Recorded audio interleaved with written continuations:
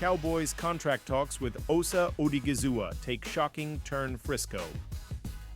He may not receive the public acclaim of some of his teammates, but Osa Odigizua's role on the Dallas Cowboys defense has brought unquestioned value since the team selected him in the third round of the 2021 NFL Draft. Odigizua has not missed a game in the last 3 seasons, becoming a monstrous asset at the center of the Cowboys' defensive front. Playing alongside the likes of DeMarcus Lawrence and Micah Parsons, he has developed into somewhat of a secondary star in Dallas. Star is the key element here because his 2024 campaign has him set for a major payday once free agency opens up. Odigizua finished the season with career highs in total tackles, 47 and sacks 4, 5 remaining effective even when some bigger names, including Parsons, missed time with injury. Looking at the prospects of his free agency, they have not been all that promising from the Cowboys' perspective. Dallas has an abundance of needs across the roster that will not just be solved during the NFL Draft. They will need to reel in some pieces in free agency while working out an extension for Parsons potentially this summer. Many fans thought this combination of moving pieces combined with an existing slim margin in regard to the cap could spell the end of Odigizua's tenure at the Star. Not just yet. According to the Dallas Morning News, Cowboys COO Stephen Jones has revealed that the team has begun negotiations with their outstanding defensive tackle. "We have had negotiations with Osa," Jones said. "I just think Osa is a really good football player." Has an important piece. The team has not ruled out using the franchise or transition tag on Odigizua. Retaining him would be a major development, not only to keep him from potentially signing with a rival team, but also solidifying the defensive tackle position that lacks any visible depth beyond Odigizua and Mazi Smith. David Moore also revealed in his piece an overall shift in the mindset of the team heading into free agency, noting plans that hope to see retention of Jordan Lewis and Rico Dowdle. Contract talks with Micah Parsons are expected to follow. Focusing back to Odigizua, though this is a shocking turn in what many thought to be a pursuit the franchise was not willing to make. Nothing is certain yet, but there is suddenly evidence that the Cowboys may finally want to be all in. That he promised last offseason fell way short of delivering in any fashion. And until there is tangible proof of that mindset this time around, not many fans will want to buy in at risk of more cheap tricks.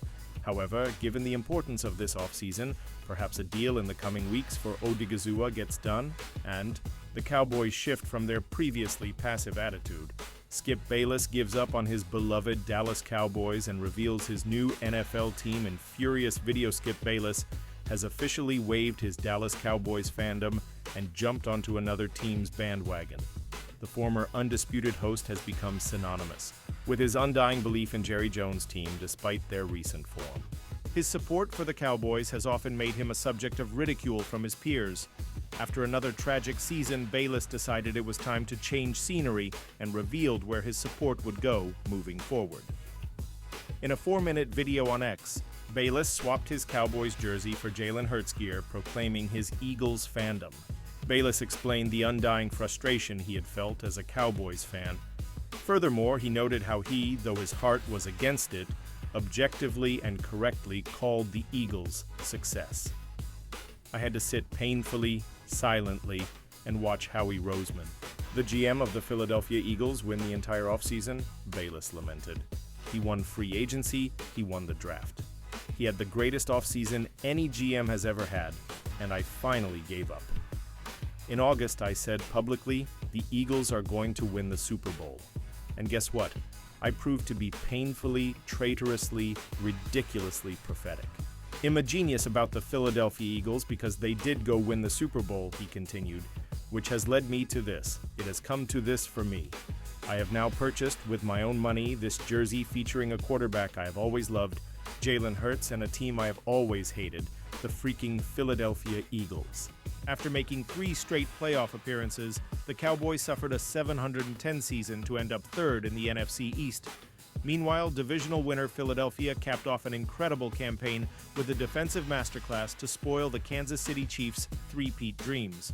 As a result, Bayless, a diehard Cowboys fan, publicly renounced the legendary franchise for the reigning Super Bowl champions. However, it was no easy task. "I hate this color. It makes me sick in my stomach," he said of the Hurts jersey before putting it on. "Behold Cowboy Nation," he continued. "Fly, Eagles, fly. It's your fault, Jerry Jones. You made me do this." Cowboys not ruling out using the franchise tag on defensive player. Doesn't everyone just love getting the franchise tag placed on them? Well, that window opened tomorrow, and that marks pretty much the unofficial start to the 2025 football offseason. Although it really does not start until March 12th at 3 p.m. CT, meaning any negotiated contracts or trades can be finalized and processed. Any free agent or trade discussions that begin after this point can be finalized immediately. Jones gives the update. With that said, over the weekend we got some clarity of what and who the front office of the Dallas Cowboys may use it on. I am sure you can guess who that may be on the defensive side of the ball. As of Sunday, the Cowboys have started negotiations with free agent defensive tackle Osa Odigizua. Odigizua is scheduled to become a free agent next month. He had a career-high 4 or 5 sacks and 23 quarterback hits and will have a lot of teams. "Call his agent. We have had negotiations with Osa," Jones told the Dallas Morning News. "I just think Osa is a really good football player. He's an important piece. Now, although he did not rule out using the tag on him, it seems very unlikely. It would cost them $4 million for 2025, but the transition tag is a more palatable $9 million. It's a tool," Jones said. "It's something we haven't ruled out using." Well, just see how this week goes and how our visits with his agent go. A lot of work ahead with 22 players in Dallas set to hit free agency, and the Cowboys, realistically, will have to let some of them walk. They just can't bring all of them back. Guys like Rico Dowdle, Jordan Lewis, DeMarcus Lawrence, Chauncey Golston, and Eric Kendricks are just a few of the names that he may not see back at the Star in 2025. Let's also not forget Parsons is expected to command between $35 million and $40 million in his new deal, becoming the highest paid non-QB in the league. Dak Prescott enters this offseason with the biggest average salary in NFL history, clocking in at $60 million per season, while CeeDee Lamb is the second highest paid WR of all time at $34 million a season. This offseason is going to be filled with flips and turns. The only decently good news that the Dallas Cowboys have gotten lately is that of the salary cap increase. Last week, the NFL informed teams that the 2025 salary cap will be between $277, $5 million to $281, $5 million, well ahead of last year's figure of $255, $4 million. That should allow Dallas to at least think about doing something about all these pending free agents and maybe look to bring in a guy so they don't have to hope a later-round pick hits this season. Back to the main man of this post, Osa. He will be needed for Matt Eberflus running this defense. If some of you don't know yet, you may be asking yourself, you know what is the biggest difference between an Eberflus and a Mike Zimmer defense?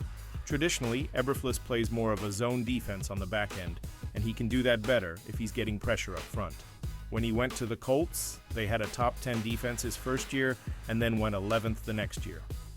I hope they don't play around and think they can just draft some rookie and hope he does the job well enough, because look at how bad Maisie Smith has been. Talk is cheap, and me going on and on won't help the problem. Jones and the front office need to show us they at least want to try and win some games.